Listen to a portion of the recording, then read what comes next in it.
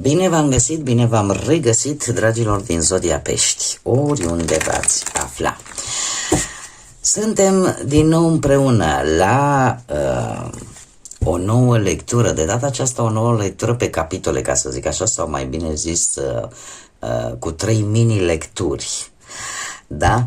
Deci azi voi aborda subiectul vieții sentimentale, un subiect pe care voi mi l-ați inspirat și am decis să fac 3 lecturi într-una singură. Ce înseamnă asta?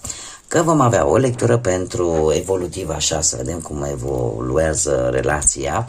Deci o lectură pentru cei care sunteți deja într-o relație, o lectură separată pentru cei care vă aflați poate într-un triunghi amoros și încă o lectură pentru cei care sunteți singurei și să vedem ce vine în viața voastră sentimentală în funcție de în ce categorie vă încadrați.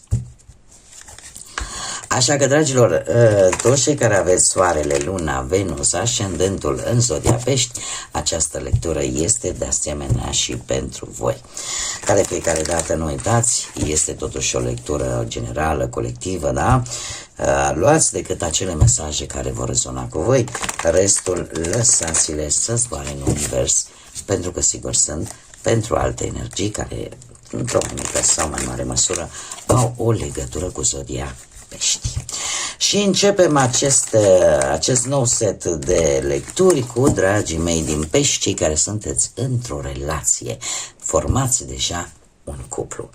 Și să punem întrebarea magică: ce vine pentru dragii mei din Pești, cei care se află într-un cuplu în viața lor sentimentală? Să vedem.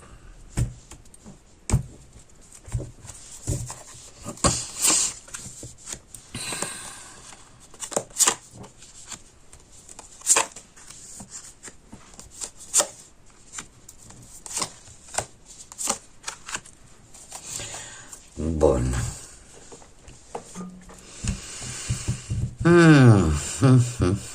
Bun. Haideți să vedem cum sunteți voi. Voi sunteți foarte reținuți în această perioadă. Acum trebuie să vă spun că sunteți și foarte magnetici, cam atrageți privirea așa. Sunteți într-o fază în care aș spune că știți multe sau ați aflat multe lucruri care pot avea legătură cu relația în sine, dar nu le spuneți deocamdată, le țineți pentru voi. Orică considerați nu e momentul potrivit și încercați să acționați cât mai înțelept posibil, ori pur și simplu sunteți într-un moment, domne, în care vă simțiți foarte, foarte atractivi. Aveți așa o aură magică care atrage. Sau poate intuiți ceva și sunteți rezervați. Cum este perechea voastră? Perechea voastră, un 7 de monede. Perechea voastră se pare că are un anumit obiectiv în ceea ce vă privește. Vrea să, cum să spun eu, să găsească o anumită soluție, e adevărat, de moment, da, temporară, dar vis-a-vis de o situație pe care o aveți voi în relația voastră. Știu, e posibil și e posibil să fie totuși o situație care un picuț mai complicată. Ceva se întâmplă aici la voi, pentru că voi sunteți totuși rezervați. Persoana voastră este și ea într-o perioadă în care triază, da? Se uită, să vadă, ia să văd aici mai merge, nu mai merge aici, în partea asta altă mai pot să vin, să plusez cu ceva, da? Poate ca și atitudine, poate ca și sentiment. Este încearcă să rezolve, da? O perioadă în relația voastră poate traversa perioade destul de complicate și într-un fel sau altul încearcă să lucreze, ca să zic așa, la cauzele care au produs aceste probleme și această perioadă un pic complicată prin care voi ați trecut. Cum este comunicarea voastră? Comunicarea voastră de moment nu este foarte ok. De ce? S-au strâns foarte multe lucruri, cum să zic eu, poate nemulțumiri, s-au strâns lucruri care nu s-au discutat la momentul respectiv. Sunteți într-o fază în care mizeria aia de sub preș, care s-a tot băgat, a fost o chestie, lasă că discutăm mâine, și s-a băgat sub preș. Probabil că a venit momentul acum, ca orice mizerie care se ascunde, în momentul în care, știți cum e, că suntem într-un an karmic, suntem într-un an în care, și dacă ați urmărit lecturile celelalte și generale și alea pe zodii și pe case astrale, suntem într-un an în care asta se întâmplă. Ies la suprafață acele situații, acele probleme care trebuie rezolvate, nu mai merge. Uite, ca să vă arăt, deci aici avem două personaje, da? Amândouă stă și se uită, dar pe jos avem numai plicuri desfăcute, acele situații care nu s-au rezolvat la momentul respectiv și că se pot rezolva într-un fel sau altul. Da, luat plic cu plic, luat situație cu situație și rezolvată, lămurită.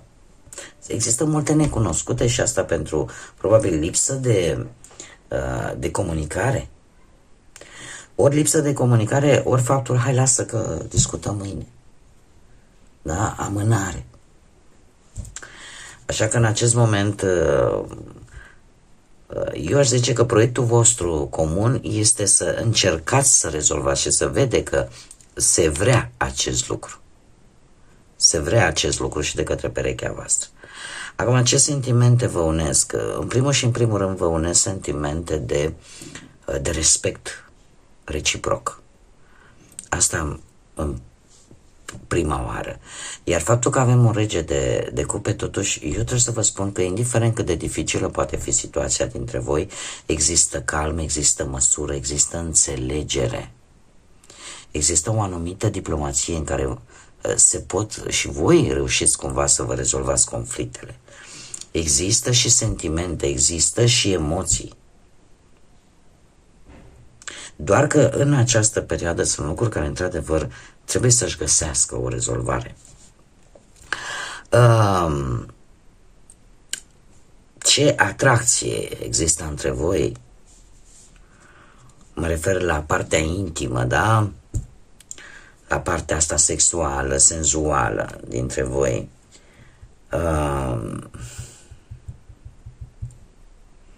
Poate și asta să fie una dintre probleme cu acest 5 de spade. De ce? Pentru că nu știu aici, cineva vrea să iasă mereu câștigător. Chiar și pe partea asta intimă. E cineva care, unul dintre voi, care poate că vrea să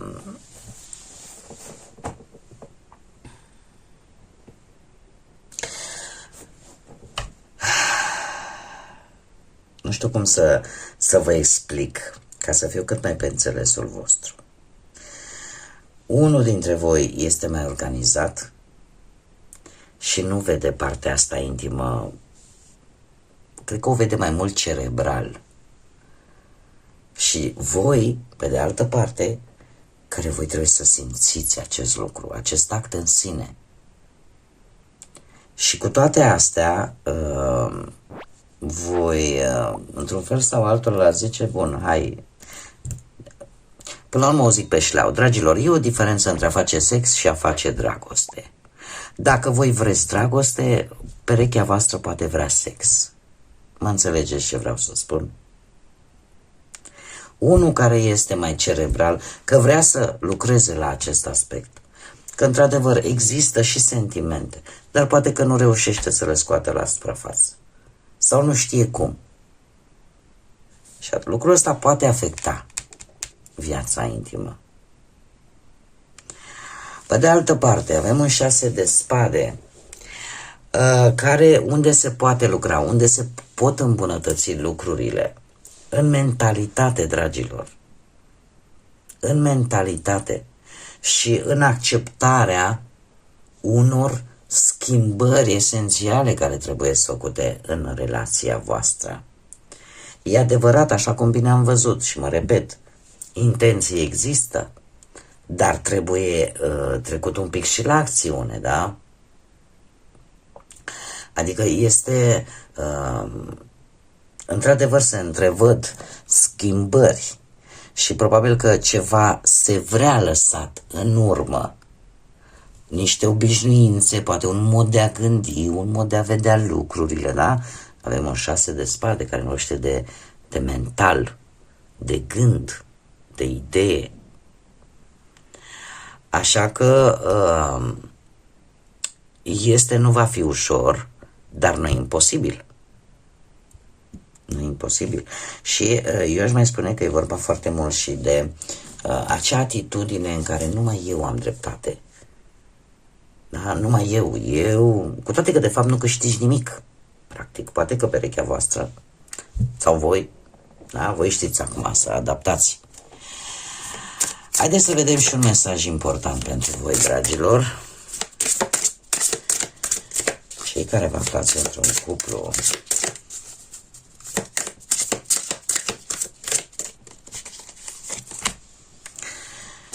dragilor dragi, voi sunteți buni așa cum sunteți. Nu trebuie să depindeți neapărat de părerea celuilalt. Aici eu am mai comentat odată la o lectură în care mai mult sau mai puțin, cam tot așa mi-a ieșit. Voi sunteți în momentele voastre de zbucim, în momentele voastre în care deja s-a făcut plinul, nu mai suportați mai mult de un anumit nivel, tindeți să dați vina tot pe voi. Și să spuneți, da, eu sunt de vină, eu n-am înțeles, eu nu am, nu mai faceți. Ca și cum ai zice că nu sunt de ajuns, eu sunt de vină, pentru că eu nu am ceea ce ar vrea să ai. Nu îndeplinesc acele condiții. Nu mai faceți. Voi sunteți buni fix așa cum sunteți. Da, dacă luați în calcul, nu știu, putem să schimbăm anumite aspecte negative din viața noastră, din caracterul nostru, putem să o facem, sigur, dar nu la extrem. Nu o să ajungi să spui că de fapt nu ai o valoare a ta. Bun, dragilor, mergem mai departe. Mergem mai departe și trecem la cei care sunt implicați într-un triunghi amoros. Să vedem ce energii surprindem pentru ei.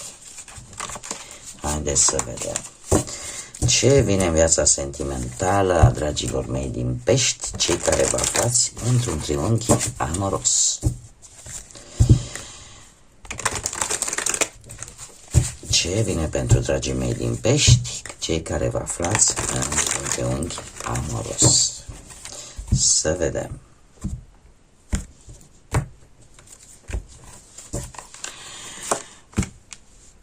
Bun.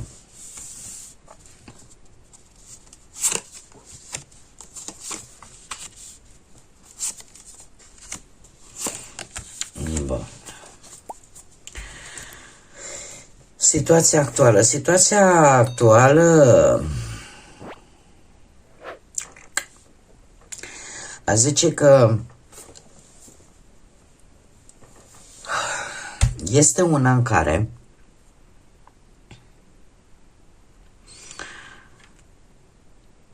gândiți mult mai înțelept anumite lucruri. Înainte să nu uit, am ca și zodii Taur, zodii de foc, berbec, leu, săgetător, sau de apă, Rac, Pești, sau la fel ca voi, Rac, Scorpion, sau la fel ca voi, Pești. Acum, situația actuală, dragilor, îmi vorbește despre, cum să spun eu, te lupți oarecum cu o problemă. Și poate această problemă încerci să o rezolvi într-o modalitate cât mai corectă posibil.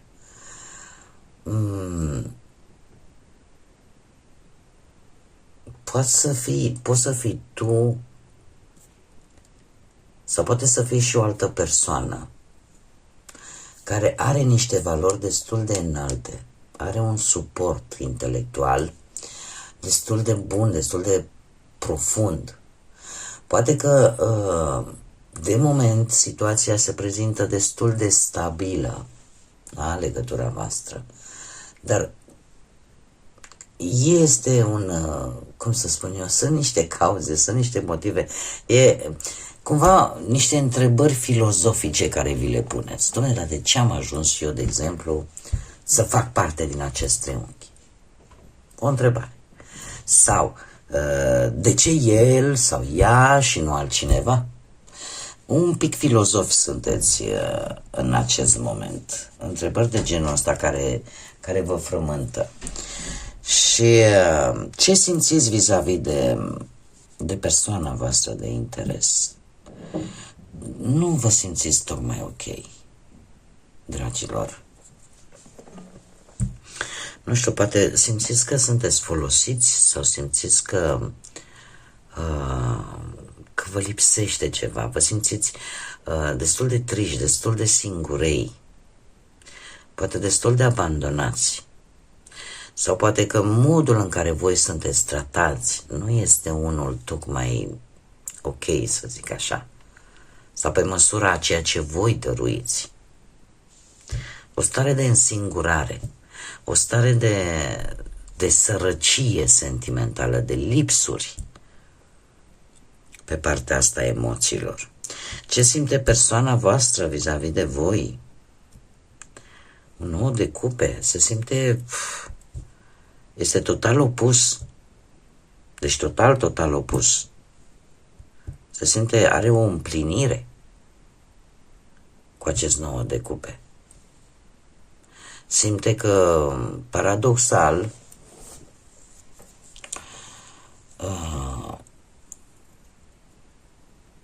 poate chiar își dorește să faceți planuri în comun.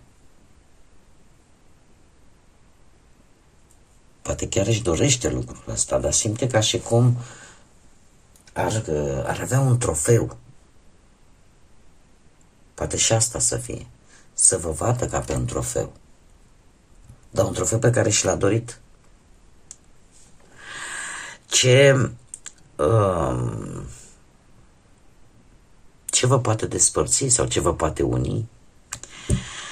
Mai degrabă aș zice o prezență foarte energică și foarte focoasă, dragilor, care poate să intervină în viața voastră, atât negativ, cât și poate pozitiv.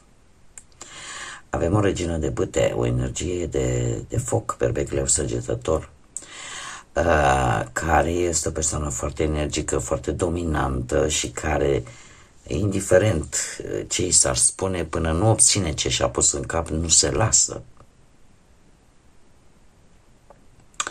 Este posibil ca această energie să se interpună foarte mult și foarte pregnant și foarte hotărât între voi. Pe de altă parte, dacă nu este o energie, putem vorbi de situația în care poate perechea voastră îi place să fie în centru atenției, îi place să se simtă acel sau acea cuceritor, cuceritoare, îi place poate să facă o greșeală și să se laude poate cu voi. Iar lucrul ăsta poate, așa cum am mai zis, ori să vă unească, dar ori să vă despartă, să vă pună piedici. Care ar fi sfatul și concluzia acestei lecturi pentru voi, dragilor, cei care vă regăsiți? Nu știu eu cât de mult vă doriți voi această postură, pe care o aveți în acest triunghi amoros, dar tarotul vă sugerează un nou început. Începeți ceva nou. Începeți o relație nouă. E un mesaj tare pozitiv. Începeți o conexiune mult mai profundă. Pentru că sunt șanse să se apropie de voi energii noi. Și nu pierdeți această șansă, această oportunitate. Nu o pierdeți. Haideți să vedem ce se gândește, dar nu se rostește. Ori de către voi, ori de către persoana voastră de interes. Ia să vedem. Îmi e frică că sentimentele pentru mine nu sunt reciproce. Unul dintre voi pune la îndoială. Și eu zic că voi sunteți. Cel puțin asta mi-arată mie cărțile. Mergem mai departe și haideți să vedem ce vine și pentru burlăcii și burlăcițele mele. Pe partea sentimentală să vedem ce vine.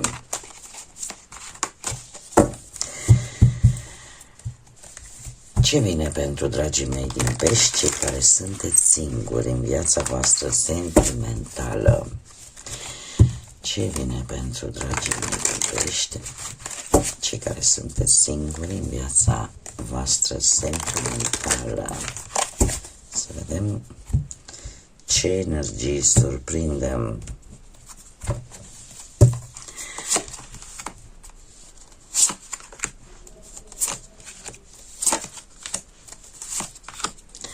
Voi, dragilor, sunteți destul de echilibrați, destul de fluizi în acest moment și, vai, deci 3 arcane în linie, așa, vai, lucruri importante prin care ați trecut, prin care treceți și prin care o să mai treceți. Haideți să o luăm cu începutul. Deci, situația voastră în acest moment, avem moderație, sunteți echilibrați, sunteți armonioși, aveți așa un autocontrol, da, în care încercați să vă controlați, să nu mai arătați slăbiciune, da, sunteți oarecum destul de stabili, da, ținând poate cont de, cum să zic eu, de problemele cu care v-ați confruntat, poate în ultima vreme.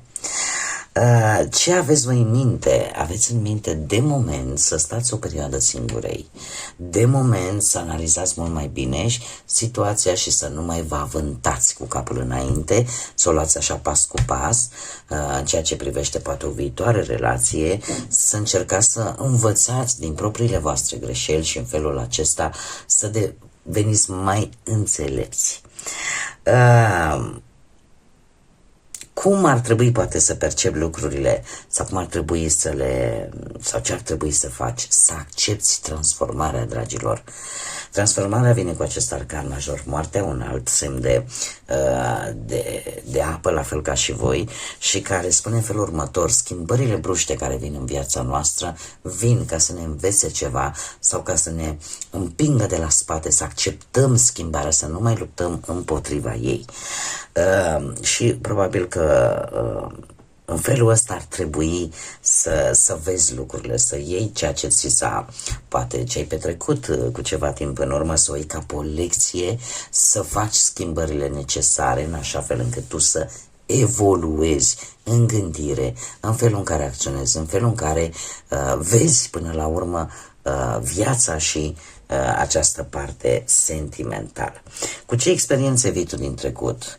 Dragilor, experiența voastră din trecut este una în care ați avut parte de tot felul de lucruri înșelătoare, de tot felul de relații în care v-au tentat, este adevărat, dar care au fost mai mult de domeniul fanteziei, care parcă nu reușeau să meargă înainte și voi v-ați creat, poate din punct de vedere mental, un anumit tipar de persoană, de energie cu care voi vedeați lucrurile sau poate vă mințeați frumos. Vă mințeați atât de frumos încât la un moment dat poate confundați realitatea cu fantezia. Da? E posibil să vă fi creat și vreo lume așa utopică, da? În care lucrul ăsta este destul de complicat și este una din caracteristicile negative ale zodiei voastre. Să nu uităm că sunteți guvernați de Neptun, da? Care este planeta iluziilor, a viselor, a acelei lumi care la nivel mental face ravagii dacă nu este ținut în frâu, dacă există un dezechilibru. În mare parte, cum am mai spus, ai idealizat, ca să zic așa, o situație amoroasă, o persoană și ai perpetuat acest lucru de-a lungul timpului, în loc să vezi de fapt realitatea în care trăiai. Dar din câte văd, lucrurile astea merg înspre bine. Asta e ce a fost în experiența din trecut. Cu ce vine viitorul? Cu un 10 de bâte, dragilor. Sunteți în faza în care trebuie să vă lepădați, ca să zic așa, de toată această încărcătură cu care ați târât-o după voi de-a lungul timpului. Acest 10 de bâte spune că în afară de faptul că v-ați supraîncărcat de foarte multe responsabilități și n-ați fost atenți la propria voastră bunăstare, fie ea fizică, fie ea emoțională, se pare că trebuie să faceți schimbarea necesară și să reușiți într-un final să se încheie odată pentru totdeauna această stare de fapt. Pentru că ați luptat foarte mult să salvați o relație, da? Dar cumva lucrurile nu au fost făcute de către amândoi sau nu a existat o implicare reală, bine ar fi să luați în calcul că cam e de ajuns. Cam e de ajuns. Și că trebuie să știți că aveți valoarea voastră. Fiecare om are o valoare a lui, fie ea cât de mică. Haideți să vedem. Și poate ar fi cazul, mai ales că voi sunteți date, eu trebuie să ajut, eu trebuie să-l ajut și pe cutărică, trebuie să-l ajut și pe cătărică. Încercați așa, ar fi cazul în următoarea perioadă, dragilor, să mai delegați și la alții lucruri care sunt de făcut în așa fel încât voi să mai vă ocupați și de voi. Haideți să vedem un mesaj important pentru voi, dragilor, din Opa. Sunt foarte multe. Ia să vedem dacă s-a întors luna. Nu. Mai încercăm. Un mesaj important pentru dragii mei din Pești, cei care sunteți singuri. Opa. Ia să vedem ce a sărit aici. Fii onest, fii cinstit. De la inimă la inimă să ai o conversație, pentru că este necesară, în care tu să te simți în siguranță să vorbești despre ceea ce tu simți cu adevărat, de ce așteptări ai. Este poate vorba de voi sau este vorba de o persoană, tind să cred că este cineva după care voi încă umblați, încă vreți voi să încălziți iară o ciorbă răcită de mult. Dar înainte de a lua orice decizie, aici e vorba de onestitate, e vorba de adevăr, de cinste. Și de a discuta cât mai deschis. Da? Așa, calm, liniștit. Pentru a vedea exact ce sentimente are celălalt, dar nu mai pierde timpul. Bun, dragii mei, cam atât am avut pentru voi astăzi. Eu am speranța că v-a plăcut, aștept comentariile voastre să vedem, mai fac acest gen de lecturi, nu le mai fac. Oricum, pentru cei care încă nu v-ați abonat, dacă ați rezonat, dacă v-a plăcut, dacă vreți să mai vedeți acest gen de lecturi și multe altele pe care eu le public pe canal, nu ezitați, abonați-vă, este gratuit.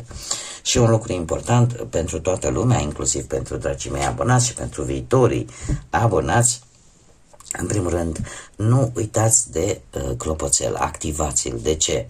În momentul în care eu public lecturi noi, YouTube-ul vă trimite câte o notificare, nu vă costă absolut nimic. Dar ce este și mai important, pentru că am în plan să fac live-uri și să ne cunoaștem mai bine și să facem lecturi împreună și să avem așa măcar, nu știu, o dată de 2 ori pe lună să avem așa o interacțiune live. În momentul în care voi face acest lucru, oricum o să vă las un comunicat în comunitate, pe canalul meu de YouTube, dar chiar și așa să vă anunțe, da? Să vă anunțe ca voi să știți că urmează un live. Desigur, trebuie să mulțumesc tuturor pentru sprijin, prin intermediul like-urilor, distribuirilor și comentariilor voastre frumoase, sunteți minunați. Eu vă aștept ca de fiecare dată cu mult drag și cu mult interes alături de mine la fiecare lectură. Până data viitoare, când ne vom reîntâlni, eu vă doresc tot binele din lume, multă energie pozitivă și, desigur, să fiți iubiți, dragilor.